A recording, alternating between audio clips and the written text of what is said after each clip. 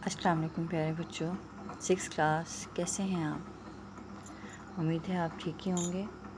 प्यारे बच्चों, आप लोग उर्दू की किताब का पेज नंबर 28 खोलें, जो कि आपके पास सबक है 6 इश्तहारा। ज़रूरत नहीं है कि आप ये मुकम्मल सबक पढ़ चुके हैं बेटा, और हमने इसकी मश्क भी स्टार्ट की हुई है। आप मश्क के जो हैं सवाल पहले 6 सवाल कर चुके हैं।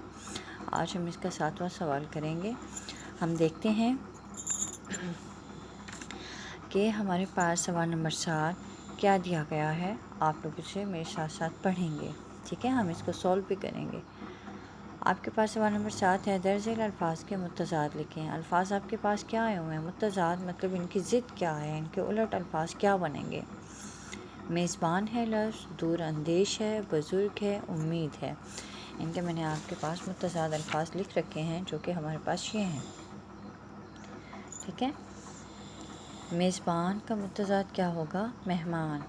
दूर अंदेश, कोताह अंदेश। दूर अंदेश मतलब दूर की सोचने वाला, समझदार के मायने में आता है। कोताह अंदेश कोताही करने वाला, ठीक है। और बुज़ुर्ग, जवान, उम्मीद, यास, ठीक है। यास होगा नाउमीदी के मायने में, इसका उलट अल्फाज। हमारे पास सवाल नंबर 7 मुकम्मल हुआ। सवाल नंबर 8 पे हम लोग आते हैं। हमारे पास सवाल नंबर 8 क्या है? देखें, दर्ज झेल को जुमलों में इस तरह इस्तेमाल करें कि उनकी तज़कीर व तानीस वाज़ेह हो जाए। आपके पास अल्फाज आए हुए हैं, कफन, चिमनी, डिग्री, हमला, लस्सी, ठीक है। आप इनको जुमलों में इस्तेमाल करेंगे। जिस तरह लफ्ज़ है कफन, मुर्दे को कफन दिया जाता है, आप इस तरह से जुमला बनाएंगे कि हमें खुद ब खुद मालूम हो रहा है कि मुर्दे को कफन दिया जाता है। कफन जो है आपके पास मुज़क्कर लफ्ज़ है। और चिमनी, ये जो है आपके पास, इस तरह से आप चिमनी का जुमला बनाएंगे कि लालटेन की चिमनी टूट गई। अब मतलब हम पर वाज़ेह हो गया कि चिमनी जो है मुज़क्कर लफ्ज़ में आ रही है। तो आपके पास डिग्री, हमला, लस्सी, ये आप तीनों अल्फाज क्या आप जुमले मज़ीद अपनी तरफ से ख़ुद बनाएंगे। ये जो 2 मैंने आपको बनाए हैं, आप इससे हट कर अपनी तरफ से बनाएंगे जुमले, ठीक है बेटा। सवाल नंबर 8 मुकम्मल हुआ। सवाल नंबर 9 पे आते हैं हम। दर्ज वाहिद के जमा और जमा के वाहिद लिखें। आपके पास अल्फाज हैं वक्त, अहबाब, इत्ला, आदाब या इश्तिहार। ये मैंने आपके लिए बाकायदा तौर पे वाहिद जमा लिख रखे हैं। हमारे पास वक्त था, वक्त की आप जमा बनाएंगे औकात। और अहबाब था तो इसकी वाहिद होगी हबीब।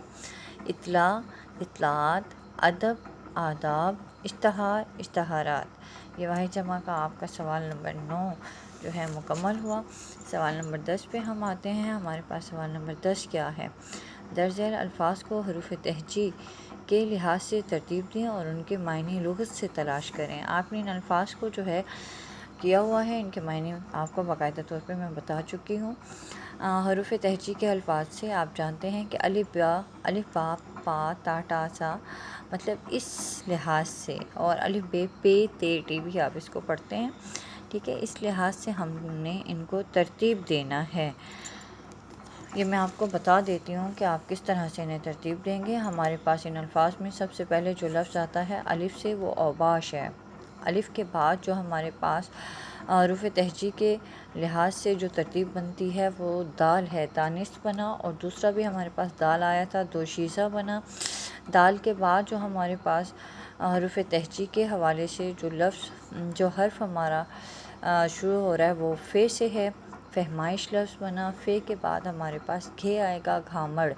तो ये हमने तरतीब दी हरूफ तहजी के हवाले से। सवाल नंबर 10 हमारा मुकम्मल हुआ, ठीक है बेटा, समझ आ गई। आपने फिर जो है इन्हें इस तरह से तरतीब देने के बाद आप इनके मायने भी लिखेंगे, जो कि आपको पहले बताए जा चुके हैं। सवाल नंबर 11 आपके पास आ रहा है, कालम अलिफ में दिए गए अल्फाज को कालम बे के मुताल्लिका अल्फाज से मिलाएं, ठीक है। ये अल्फाज आपस में ताल्लुक़ रखते हैं। हम पढ़ेंगे कि क्या है। कालम अलिफ में हमारे पास लालटेन है, तो लालटेन से ताल्लुक़ रखता हुआ हमारे पास दूसरा लफ्ज़ क्या है, ठीक है। آپ اس کے بارے میں جو ہے مجھے بتائیں گے، ٹھیک ہے بیٹا۔ لالٹین کا ہمارے پاس دوسرا لفظ کیا آئے گا؟ چمنی، جو اس سے تعلق رکھتا ہے۔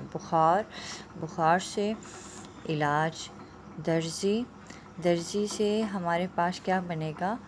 کفن، ٹھیک ہے، کفن سیتا ہے، اور ظاہر کپڑے بہت سے سیتا ہے، لیکن کپڑوں سے ریلیٹڈ جو ہے تعلق رکھتا ہوا یہ آپس میں ہیں، تعلق رکھتے ہیں، تو اس وجہ سے جو ہے درزی اور کفن۔ دوشیزہ، لڑکی۔ میر صاحب کا نوکر، کیا تھا میر صاحب کا نوکر؟ آپ نے باقاعدہ طور پہ اسے جو ہے سبق میں پڑھا تھا کہ دور اندیش۔ اور بزرگ کا نوکر وہ کیا تھا؟ گھامڑ، اسے گھامڑ کا جو ہے ایک طرح سے نام دیا گیا تھا، ٹھیک ہے بیٹا۔ آپ کے پاس مشق کا سوال نمبر 11 بھی مکمل ہو گیا، آپ کی مشق مکمل ہوگی۔ پیج نمبر جو ہے 33 پہ آئیے، ایک جو ہے ایکسٹرا آپ کو ایک سوال دیا گیا ہے کہ متلازم یا گروہی الفاظ کے بارے میں آپ کو بتایا جا رہا ہے، آپ ان کے بارے میں پڑھیں گے۔ دیکھیں کیا لکھا ہوا ہے، ایسے الفاظ جن کو زبان پر لاتے ہی ان سے متعلقہ اور بہت سے الفاظ ذہن میں آ جائیں متلازم یا گروہی الفاظ کہلاتے ہیں، ٹھیک ہے۔ مثلاً باغ سے تعلق رکھتے ہوئے کون سی چیزیں ہوتی ہیں؟ درخت ہوتے ہیں باغ میں، پودے ہوتے ہیں، کانٹے ہوتے ہیں، شاخیں ہوتی ہیں، پتے، پھول، پھل، گھاس، پرندے وغیرہ وغیرہ۔ مطلب باغ میں یہ تمام چیزیں جو ہے باغ سے تعلق رکھتی ہیں، متعلق ہوتی ہیں، تو ان کو جو ہے متلازم یا گروہی الفاظ کہا جاتا ہے۔ اب آپ کے پاس الفاظ آئے ہوئے ہیں گھر، سکول، بستہ، مسجد، ہسپتال۔ آپ ان سے جو ہے تعلق رکھتے ہوئے کم سے کم 5 الفاظ ان کے سامنے لکھیں گے، اور میں نے آپ کو جو ہے یہ ہوم ورک پر بھی دے رکھا ہے۔ اب دیکھیں میں آپ کو ہوم ورک بتاتی ہوں، ہماری چونکہ مشق مکمل ہو گئی تھی۔ مشق کا سوال نمبر 8 جملوں میں استعمال کریں، ٹھیک ہے۔ سوال نمبر 8 کرنا ہوگا، متلازم یا گروہی الفاظ یہ ہیں آپ کے پاس، اور ایک اچھا سا لطیفہ آپ نے لکھنا ہوگا، چونکہ ہم نے سبق جو ہے لطائف پہ مبنی تھا ہمارا سبق، تو اس لیے میں آپ کو جو ہے ایک لطیفہ بھی لکھنے کے لیے دے رہی ہوں، ٹھیک ہے بیٹا۔ ایک اچھا سا لطیفہ لکھیں گے ادب کے دائرے میں، اور یہ آپ کا ہوم ورک ہے۔ آپ سیٹرڈے کو اپنا ہوم ورک کر کے اسکول میں سبمٹ کرانے آئیں گے۔ انشاءاللہ اگلے لیکچر میں ملاقات ہوگی۔ اللہ حافظ۔